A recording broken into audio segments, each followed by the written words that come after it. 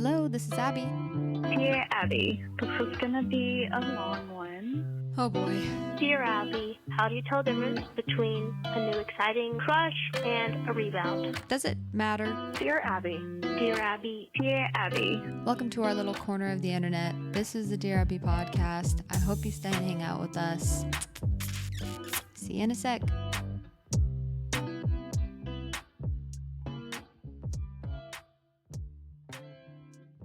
Hello, everybody. Welcome back to another episode of Dear Abbey. I am your host. My name is Abby.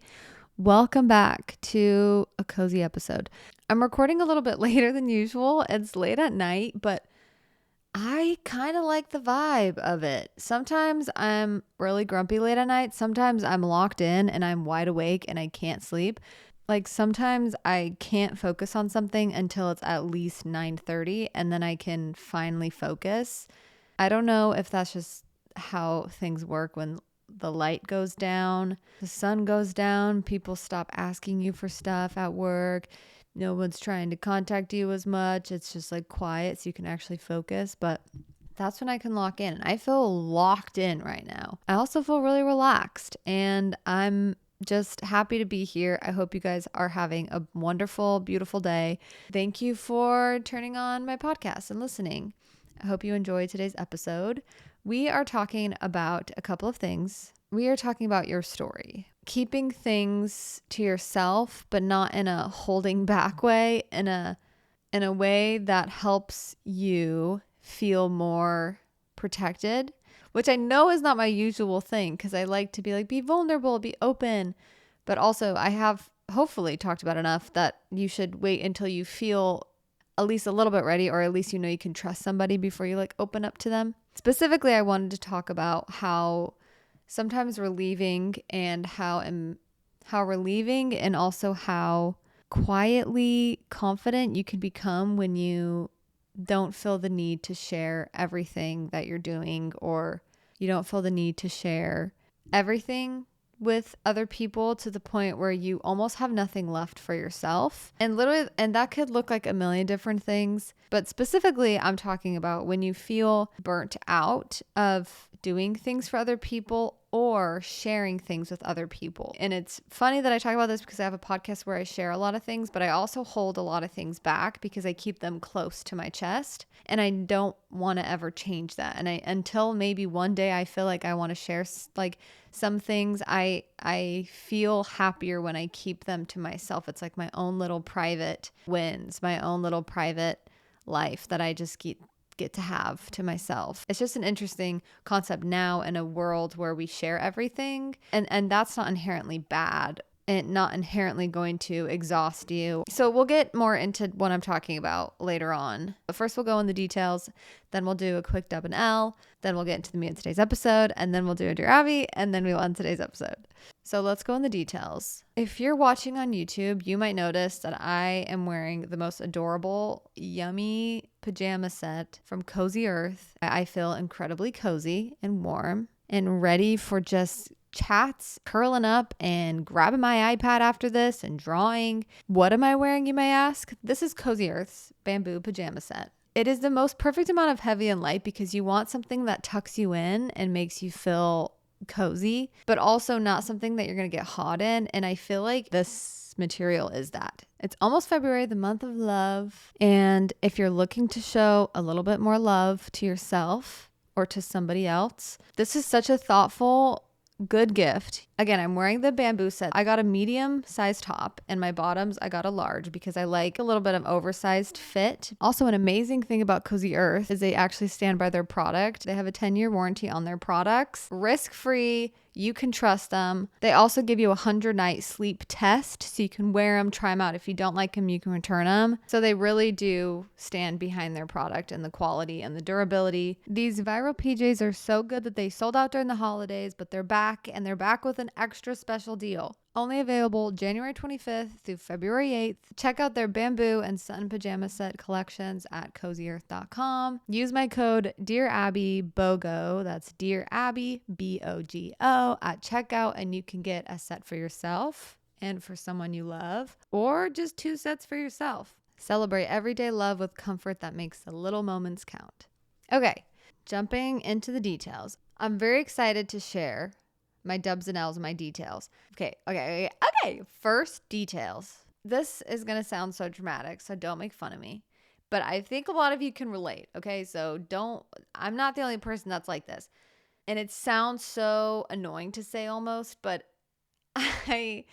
especially this week, it hasn't really been the details. It's been like right in front of my face, but it's been something that's it's a common denominator throughout my whole life of why sometimes I end up just sobbing for like a couple of hours. I almost can't help, and again, don't make fun of me for saying this. I'm being vulnerable. I almost can't help sometimes but to put everything, like every fiber of my being, into some things that I really care about. One example being, really, I'm learning that I really like being a dungeon master or a game master for RPG games, or specifically Dungeons and Dragons is the only one that I've really played. I really enjoy the planning and the storytelling and figuring out, okay, let's pick a random value, let's pick a random moral, let's pick a random something like idea, and then let's try to create a story around it and create NPCs and characters with personalities and motives, and that's really fun for me. And it's hard for me to just create like a half story. Like I have to think about every tiny thing for me, even if I don't ever share it. It's like I need to know that. It's fun for me. And also, I can't help but not think about all that stuff. I don't want any loopholes. Anyways, not that there aren't any, but that's just how I'm thinking. Also, I was teaching something for the church that I go to. And when I teach, I want to be really thoughtful because religion and faith is always a sensitive thing. So I get really anxious, but also I want to be really thoughtful about it. So I was pouring my heart and soul into all of these things, and they happened to be in the same 48 hours. So my whole week was like, I couldn't not think about those things. I don't know if it was an OCD thing. I don't know what was happening, but I was so stuck on these two events. Like I couldn't think about anything else until they were over. I don't know what that means exactly, but after I did both of them, and both went great. Like I had so much fun. I love DMing. It's so fun for me. I'm learning. And the people I played with were so fun, and I'm super excited to keep playing with them, and hopefully we can do a campaign and stuff. And I taught something at my church, and I think it went well. You never really know. I usually share a lot during those things. I can't really help it sometimes, but to share stuff. And to remind you, the meat of today's episode is talking about we don't have to share everything. And so this is definitely an episode that this all connects to what we're talking about today. And I felt so spent after both of those things. And it wasn't in a bad way. It was in like, I realized more than ever that I don't know how to just like half do something, And I think everyone's like that. And I just had a hard time being like, oh, I'll just figure it out. It's like, no, I need to actually figure it out beforehand because I want this to be good. So I need to think about everything. Now, is that an OCD thing? I don't know. I really don't know, but I didn't feel like it was bad. I just was exhausted, and then I just broke down, and I was like, I don't know why I'm crying. I'm just like exhausted, and it sounds so dramatic, but obviously that's only for stuff that I care about. Like my job, I am not pouring my heart and soul into my job. There is no emotional ties to that thing. It's just purely transactional. Clock in, do my job, clock out. Boom, done. No emotional ties. I mean, the people I work with, like I like working with the people I work with, You know what I mean? I don't pour my heart and soul into it. And my husband made me feel better because I was like, I feel exhausted. And he was just really sweet because I needed to hear that it's not a negative thing and that I don't really need to change that necessarily, but maybe I just need to not say yes to all of the things. Anyways, I don't know if that makes sense, but those are the things that I've noticed in the details of my life, to where sometimes with certain things, it's almost impossible for me to not put everything that I possibly have into it. After all that happened, I broke down, started sobbing. I don't even know why I was crying. I just I need to regulate. I feel like my brain won't shut up. My brain won't stop analyzing everything, like everything. Every way somebody looked at me, my brain was analyzing. Okay, did they like that? Did they not like that? Did you say something dumb? Did you not say something? I'm like, and it just kept going and going, and I would lay awake. So that part of it was definitely OCD. The parts where I literally couldn't sleep because I was ruminating about if people enjoyed anything that I did, that I poured my heart into. And I think that's why it sparked this week's episode. So if you're like that, you get it. And I feel like most people are like that with things that they care about, you know? It can be exhausting. With OCD on the top, with ruminating every night, like, and OCD was being really mean actually, because when I was ruminating and I couldn't fall asleep after, I had just spent time with people and I was doing things that I cared about and I put a lot of effort into and I put my heart into, everybody was always like, all the real people, the people that were real were really nice to me and they like enjoyed everything that I did. But when I went to bed at night, it's like that's when sometimes your OCD and my OCD like was being so mean to me and being like, nobody liked it. Did you see the way this person looked? Did you see the way this person said this?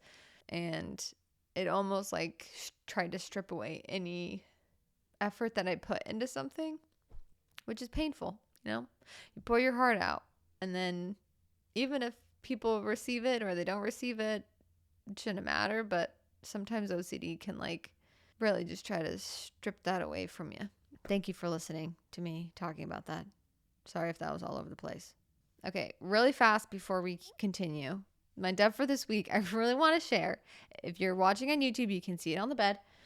I found the cutest, most beautiful little pirate ship model or sailboat model. It looks like a pirate ship. I mean, that's a lot of sails for just like a sailboat, which sounds weird to say, but I got this for $5 at a Goodwill.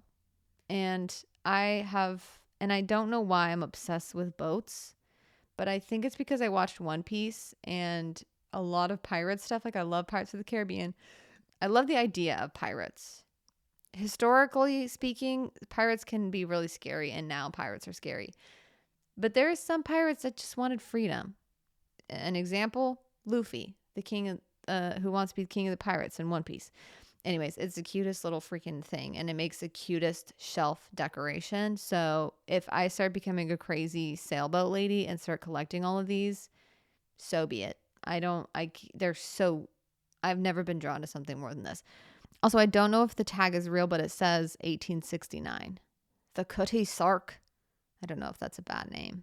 I feel like I just said a bad word, but anyways, that's my deb for this week. It was pretty awesome that I found that. I've also been really consistent in my cycling, and I'm learning how to do my own classes. Like I'll find a good playlist and I'll be doing like dancing cycling to it, and it's such a good workout and it's super fun. An L is, I think the cycling is hurting my knees. I think my knees have been an L a lot of times. So yeah, that's pretty much it. That's just been an L. Just discouraging. Freaking knees. So I got to do backwards sled pulls or something to get them back into good, strong shape. As well as, I think another L is just the fact that it was really hard for me to go to sleep because of the rumination.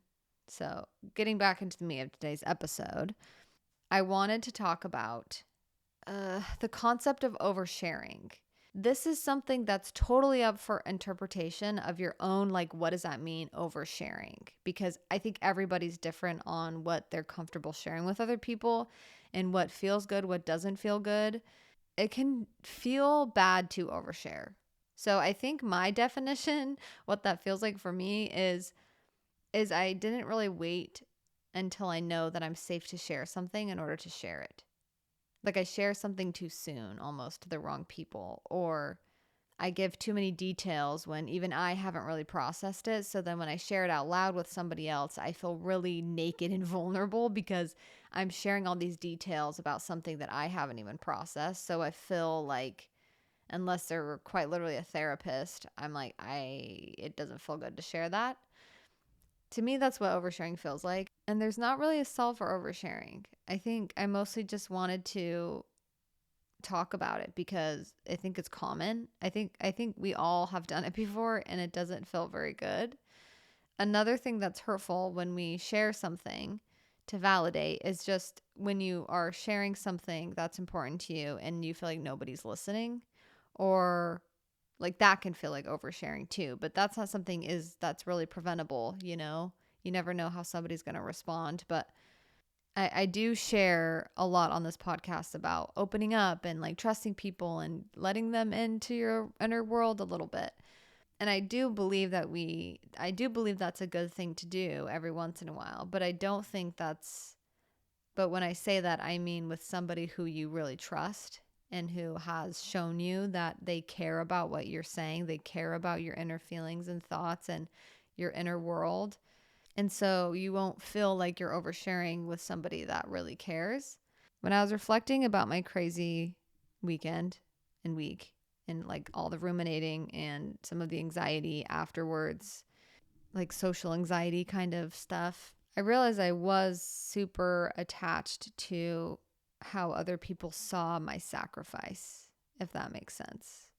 It was like my brain was looking for signs that I was being accepted, or my brain was looking for signs that everybody liked what I was saying, what I was doing. Everybody agreed, or not even agreed, just everybody understood, I guess, and saw what I was saying for what I was saying, not like taking it a different way or something.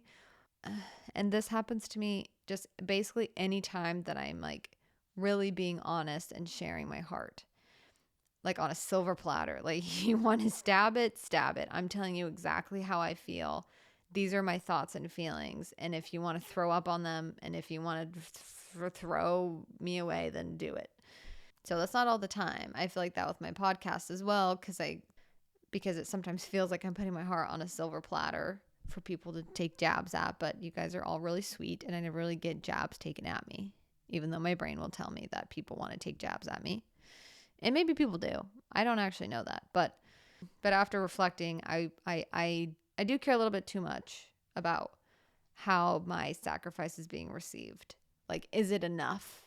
Is my sacrifice, is my heart, is if I'm giving this, is it enough? I'm like, who am I giving this to? And I don't even know who that question is for. But regardless, I know that I can be the one to answer that question, and I can answer it by saying yes. And so if when you feel exhausted, or when you feel like all of this energy and all of this emotional, mental energy that you're spending on stuff, if you feel exhausted, like you can't get like you don't feel rejuvenated ever, it can be helpful to recognize you can give yourself that, like, yeah, I'm going to say it's enough. It's enough. I'm going to accept my sacrifice. I did the best that I can. I don't know how it was received. I don't know if I could have done better. I don't really know, but I feel like I did my best. And I accept that, and I'm really happy and proud of myself for putting myself out there. I'm realizing this episode's kind of going a different direction, but I'm okay with that.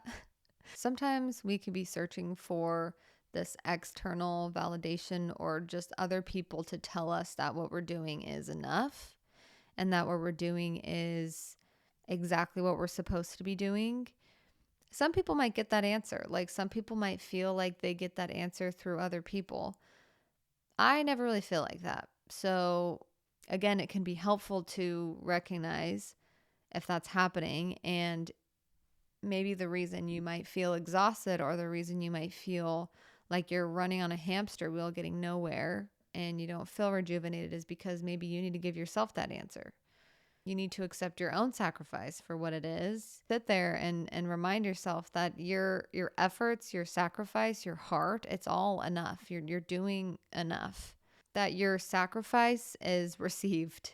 I think especially if you are somebody that is religious, or has a faith, or just believes in, God or the universe, or whatever it is that is like higher that you believe in. That's also a good idea, is to surrender that to whatever you believe in, and to surrender the trying to like prove something or trying to impress, and let that go, and to let yourself feel that your sacrifice is enough, because more than likely it's definitely enough. And so that's kind of the first part. So the second part of what I wanted to talk about with not sharing everything and oversharing is sometimes we share everything that we're doing with, whoever. It can even be your spouse. We share everything with someone, or with everything with everyone. And we don't save anything just for our own little world and our own selves. And so sometimes we feel kind of stripped, or we feel like we can't grasp or hold on to, what's ours, because we're sharing, or we're giving everything away. We're kind of telling all of our secrets. And some people find that nice. Like, some people want to do that. But sometimes we might find ourselves, again, oversharing and not even realizing that's what we're doing. And so holding some goals, holding some ideas, holding some deep feelings, some deep beliefs, and just keeping them to ourselves and acting on them kind of in private in our little secret places. Like, if you have a hobby, if there's something that you enjoy doing, or maybe you have an aspiration to do something, to create something, it can feel so special to keep that to yourself for as long as you can, and to just work on it with yourself. Because then in those moments, it's not, there's a reassurance that you're not doing it for other people. You're not doing it to tell other people that you're doing it. You're doing it because you are working hard on something, and you're creating something, and you're choosing to do that. And that's a beautiful, inspiring, cool thing. So sometimes it feels good to just keep some things to yourself and surprise people. Like, maybe you're training for a marathon. Don't tell anybody. It's hard to do. But when I actually really do that and I take that seriously, I feel so good. And I'm doing my own thing. I have no opinions of people telling me what I should and shouldn't do about stuff. It's just like, it's my own little world. And I feel good about it. I feel confident. I usually feel confident until I tell other people, and then they start giving me their opinions, and then I get less and less confident. So sometimes I'm like, I'm just not going to tell anybody. Then I feel confident. And then sure, yeah, if I want a mentor, if I want to be taught something and I want to get better, then yeah, I'll tell other people if I feel like I need to. But sometimes it just feels good not to tell anybody. Okay, now let's do a Dear Abby, and then we will end today's episode. It says, Dear Abby, I wanted to write in to get some thoughts of how I can help my husband out of a rut. Work has been super hard on him with coworkers, boss issues. Physically, he dreads every time the weekend is over, and it drains him every day. He comes home feeling so unmotivated. He wants a new job, but it's hard finding one that is a good fit at the moment. I am the type of person who wants to just fix all the things all the time, and it's not all in my control. How do I stay supportive without overwhelming him? I want to be the person he feels less stressed, less strained around, but I do want to spend time with him and make the most of our time together. I love this question. This is a beautiful question. You sound like a great wife, that you're being really thoughtful on how to approach him when he's kind of struggling with his job. And that's a really difficult life experience when that's happening, when you or your spouse is like miserable at their job and they're just not very happy.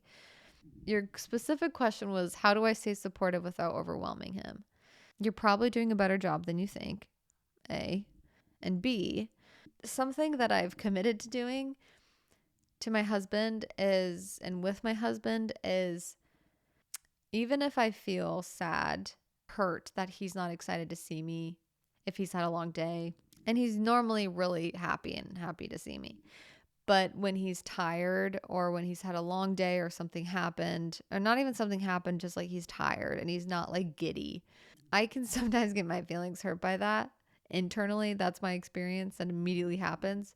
But I've committed to, even, when I feel like that, to recognize that's how I'm feeling, being like, it's okay, it doesn't feel good, but also it's not like his fault right now. He probably has the weight of the world on his shoulders. And so does your husband. Like, a lot of guys have a lot of stuff weighing on their mind. As a wife, you love them. They're like your best friend, and you don't want them to have the weight of the world on their shoulders. You can do it together. And so sometimes I just like to remind him of that, like verbally, but also, so it's a good thing to remind him of that verbally, like to make sure that he knows that it's like you guys are a team and he might need to hear that again. I think that's a good way to be supportive, is just no matter what his feeling or his attitude or, anything is, just like to reassure him and make sure he knows that you see him, you're like, I'm here for you, and let's just take a moment together. Another thing to do that is supportive, that really helps, I feel like, my marriage, that really helps my husband, I think, is by helping him relax. Like, I love giving him little facials, massages, helping him feel like the muscles that he's using, the tension that builds up, like that takes a big toll on somebody, and it kind of turns them into not themselves fully. So sometimes it feels good to be a wife that reminds their husband of who they really are, even if life gets exhausting. Finding ways that helps him really feel relaxed might help him feel more like himself, and I think that's a really supportive thing to do. And is definitely not overwhelming, because I don't think anyone's like, oh, I don't want a massage. Oh, I don't want like you to help me relax. Like, I'll literally put on spa music and just surprise him with a random spa night. And I feel like it really does affect his mood. It makes him feel more supported and loved. Even if he's a busy guy, like it can be like a 10-15 minute massage, but it's like an intentional time to let him relax. That stuff goes a long way. When I get a massage, or when I feel like somebody is taking the time to like let me know that I'm okay to relax and I'm in a safe place to relax, I feel like a whole different person. So your husband, and yeah, just find the ways that help him relax and feel present the most and kind of get him out of his head. Because especially if like you're hoping that he gets the motivation to find a new job and he has that energy, and so helping him relax and helping him feel connected to his real self, like what he's feeling inside, might help him feel inspired to get a new job, something that he'll enjoy more. Also, if he's ever like tired or doesn't really want to hang out a lot or something, he probably doesn't feel like himself, because he married you, he loves you, he loves spending time with you. And you didn't say that, so I don't even know if that's the case, but sometimes it's like, I need a reminder. If my husband's tired or something, I'm like, okay, he hates me. He doesn't want to be with me anymore. But that's not true. He does love you. He does want to be with you. And there's a part of him that wishes that he was in a better mood so that he could just have fun with you. So I think thinking of ways to help him get into that mood, and also to let that other part of him go that maybe is like dragging him down, or that's keeping him, stuck, like unmotivated and not happy and not like himself. But you definitely can't force somebody to be motivated or to do something or change something. I've found the best way is to just be super patient, and all the things that I've already said, help them relax, feel like themselves. Don't ask for more. Just like, again, accept their sacrifice. And as of now, that's enough. And that goes a long way to help people feel motivated. Okay. Well, I love that question. It's a beautiful question, and thank you for asking it. And if you guys have other questions that you want to send in, feel free to send it in to the podcast. You can text or call the number below in the description and leave a voicemail, or just leave a text. And then hopefully I can answer it on the next episode, or within the next couple of episodes. Thank you guys for listening to this episode of Dear Abbey. I hope you enjoyed this week's episode. If you want to support the podcast, you can like and subscribe on YouTube, as well as you can comment, leave a rating and a review on Apple and Spotify podcasts as well. If you want to go above and beyond, you can share my podcast on your story, or you can post about it, or you can tell your friends about it, or somebody you think might enjoy this episode. Thank you guys so much for listening. I hope you have a wonderful, beautiful, lovely weekend, and love you guys. Bye.